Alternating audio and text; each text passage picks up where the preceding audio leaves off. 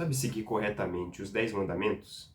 Muitas vezes a nossa catequese deixa muito a desejar, então é muito comum a gente querer seguir os preceitos divinos, mas não saber como se faz isso.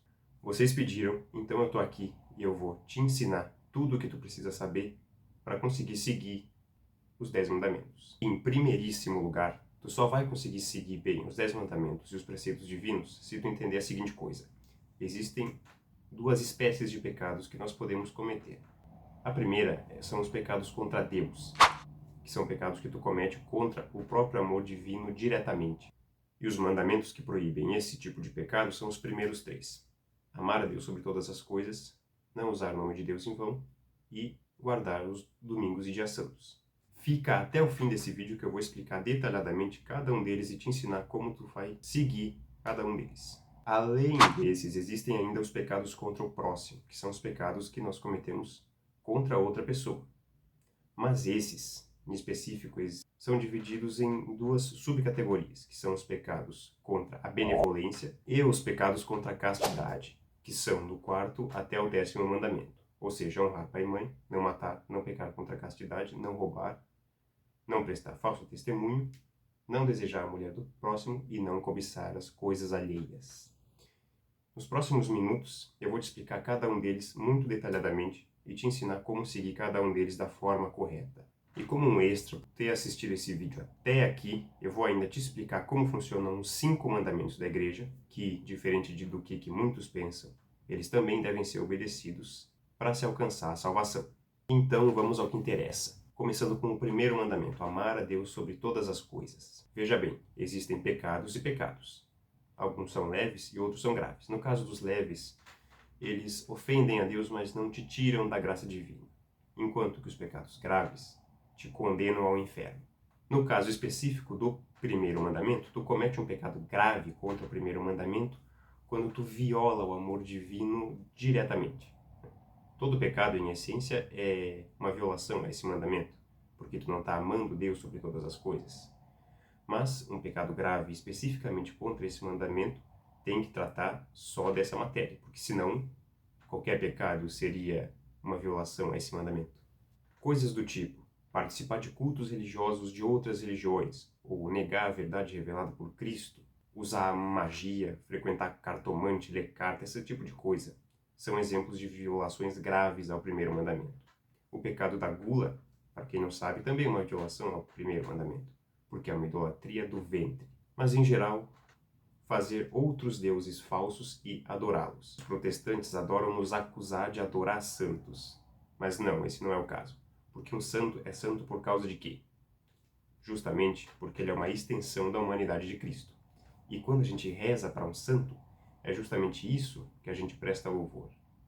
E não à própria pessoa do santo pela sua própria graça, digamos assim. Então essas são as coisas mais básicas sobre o primeiro mandamento. Agora o segundo mandamento, que é não usar o nome de Deus em vão. O que é o nome de Deus, em primeiro lugar? É um nome santo, é um nome sagrado, é o nome do Senhor do Universo. E nós devemos prestar respeito às coisas sagradas. Então, esse mandamento proíbe blasfêmias, piadas com o nome de Deus e os seus santos. Coisas assim são pecados graves contra o segundo mandamento. Não é um pecado grave tu simplesmente dizer, ai meu Deus, ou Nossa Senhora, quando tu vê alguma coisa muito espantosa, digamos assim. Indo agora para o terceiro mandamento, guardar os dias santos. O que é os dias santos? São os domingos de cada semana e os outros dias que têm um preceito religioso. No Antigo Testamento, o dia de descanso semanal era o sábado, porque era o 7º dia da semana. Mas depois da ressurreição de Cristo, esse dia foi passado para o domingo. Então o domingo passou a ser o primeiro dia da semana e ao mesmo tempo o 8º. Então os judeus descansavam durante o sábado e nós católicos descansamos no domingo. E além de domingo, tem outros dias que eu não vou citar cada um deles aqui, senão esse vídeo vai ficar gigantesco. Mas tu consegue encontrar todos eles facilmente no Google. E basicamente o que nós temos que fazer nesses dias é o seguinte: nós não podemos fazer nada que nos tire 3 coisas. O descanso devido da mente e do corpo, a alegria do dia do Senhor e o culto devido a Deus. Então, tu tem que descansar, não se entregar a trabalhos desnecessários, a grosso modo, aqueles que visam a riqueza, e tem que ir na missa. Tem que ir na missa todos os domingos prestar culto a Deus. Terminada essa parte, vamos aos pecados contra a benevolência, uma das subdivisões de pecados contra o próximo. E o primeiro mandamento que a gente vai ver, não poderia ser outro, senão honrar pai e mãe. Na teoria, esse mandamento é bem simples de entender. Seja caridoso com seus pais. Eles cuidaram de ti a vida inteira. Por maus pais que fossem, tu tá vivo, aqui e agora, podendo ter a graça da felicidade em Deus. Tu tá conseguindo ter a graça de conhecer o amor de Deus graças a eles. E esse mandamento proíbe que nós tratemos os nossos pais, entre outras coisas, com desprezo, com desobediência injusta, com falta de respeito e coisas do tipo. Claro que existem desobediências que são justas, pois violam a palavra de Deus. Então, por exemplo, se o teu pai e a tua mãe não te permitem ir na missa, não é para obedecer. Sim, eu estou falando para desobedecer uma coisa dessas, porque a palavra de Deus está acima da palavra deles. Então, nesse caso, vai na missa escondido, entendeu? Mas não obedece esse tipo de ordem. Entendeu a lógica? Quinto mandamento, não matar. Esse mandamento não proíbe apenas homicídio. Pessoas que têm consciência relaxada, prestem atenção aqui em mim agora. Esse mandamento proíbe o ódio ao próximo. Formas de expressão de ódio ao próximo. Coisas que alimentem isso no nosso interior. Como, por exemplo, xingamentos, fofocas. Para quem não sabe, sim, fofoca sobre outra pessoa é um pecado grave. Pensamentos de ódio contra o próximo também. Agressões injustas, coisas do tipo. Tá? Todas essas coisas cultivam em ti um desejo de destruir o próximo. E isso é um pecado grave. Mas agora, muita atenção, não confunde. Se vocês olharem em Mateus, capítulo 22, versículo 18, vocês vão ver que Jesus xingou os fariseus de hipócritas. Apontou o dedo e falou, hipócritas. Ué, mas Jesus acabou de dizer para não xingar? Como é que ele está xingando agora? Atenção. Bom, apesar da passagem do Sermão da Montanha, em que Jesus Cristo proíbe xingar o irmão de idiota, de patife, de não sei o quê, ele está falando de xingamentos motivados por ódio.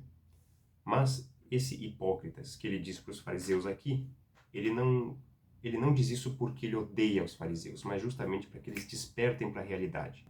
Então foi um xingamento amoroso, como se fosse um pai castigando um filho desobediente. Então existem xingamentos que podem ser feitos com essa boa intenção. Uma legítima defesa, uma agressão por legítima defesa, acontece a mesma coisa.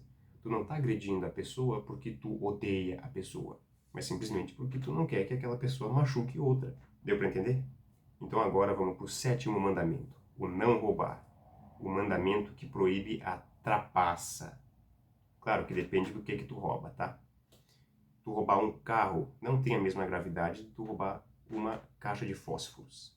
Então, para ser um pecado grave, a coisa que tu rouba tem que ter algum valor minimamente significativo. Tá? Senão seria só um pecado leve, como no caso da caixa de fósforos. Colar em uma prova, por exemplo.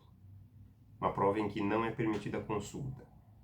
E aquela cola que tu faz na prova de forma sorrateira para ninguém perceber. Caso tu não saiba, isso é um pecado mortal, porque é uma fraude. Alguns podem até ficar muito chocados com isso que eu acabei de dizer, mas é isso mesmo. Se tu fez isso, se tu colou de uma forma injusta em uma prova, vai se confessar.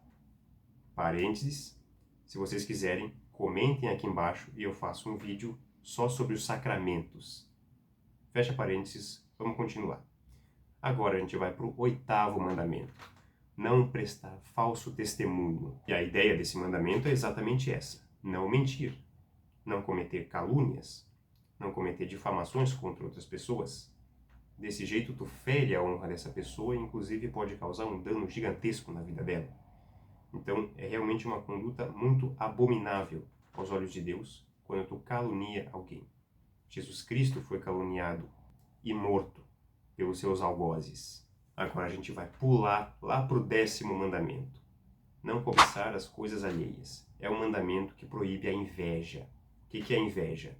É tu ver a graça que tu queria na vida de outra pessoa e sentir ódio da pessoa por causa daquilo. Se sentir triste, insatisfeito, justamente por ver aquela graça na vida daquela pessoa. E essa inveja é um estado de esquecimento.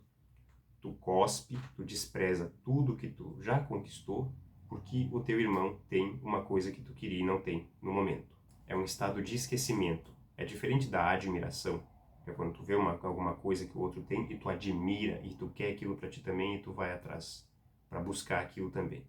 É uma situação muito diferente. Tá? Então, essa inveja é um exemplo muito claro de pecado mortal. E agora, a melhor parte de todas, os pecados contra a castidade. Jesus Cristo estendeu a vivência da castidade até o mais profundo do nosso ser. Então, o sexto mandamento, não pecar contra a castidade, diz respeito a coisas materiais. Fazer sexo fora do casamento, ter conversas impuras, fornicação, masturbação, coisas do tipo, olhar ou tocar nas partes íntimas de outra pessoa, é um exemplo claro de pecado grave contra esse mandamento. Então não faz isso. E o nono mandamento, que é o não desejar a mulher do próximo, ele estende isso à esfera dos pensamentos. Então qualquer mulher que não seja a tua mulher é a mulher do próximo, para fins de seguir esse mandamento. Tá? Quando tu pensa numa cena pornográfica, propositalmente, claro, para sentir prazer com aquilo, isso também é um pecado grave e deve ser confessado.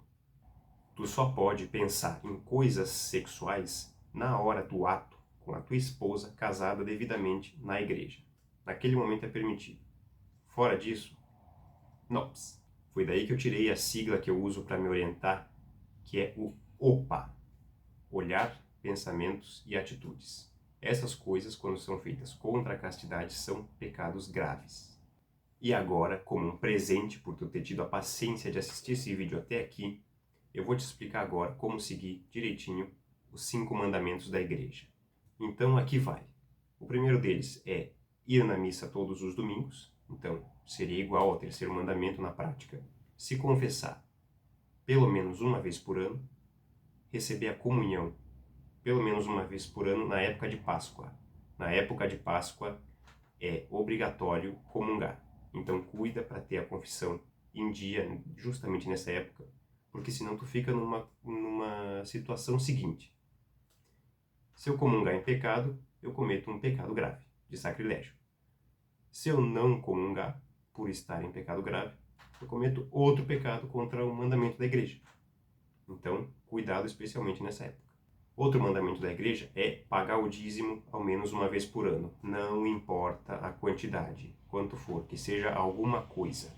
Mas pelo menos uma vez por ano aí, paga o dízimo do ano inteiro, tu tá em dia com esse mandamento. E por último, é fazer o que manda a Santa Igreja Católica. No Brasil, esse mandamento tem uma regulamentação da CNBB, que eu vou deixar tudo na descrição, que diz o seguinte: nós devemos fazer abstinência de carne todas as sextas-feiras, ou escolher uma outra penitência para fazer por todas as sextas-feiras do ano. Mas não faz essa troca esporadicamente, tá? Escolhe uma penitência para fazer todas as sextas-feiras e faz só aquela penitência pelo ano inteiro. O mais recomendável, claro, é a abstinência de carne. Além disso, na quarta-feira de cinzas e na sexta-feira santa, nós temos que fazer essa mesma abstinência de carne combinada com o jejum, tá? E esse jejum, o mínimo dele é o seguinte: é permitido que tu coma uma refeição completa e mais 2 lanchinhos bem pequenos.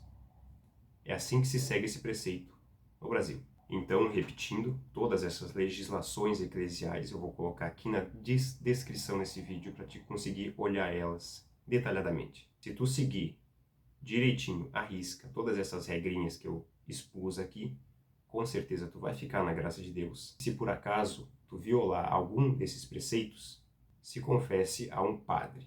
Se tu gostou desse vídeo, curte e compartilha. Se tiver alguma dúvida, deixa aqui nos comentários que eu responderei. Fui!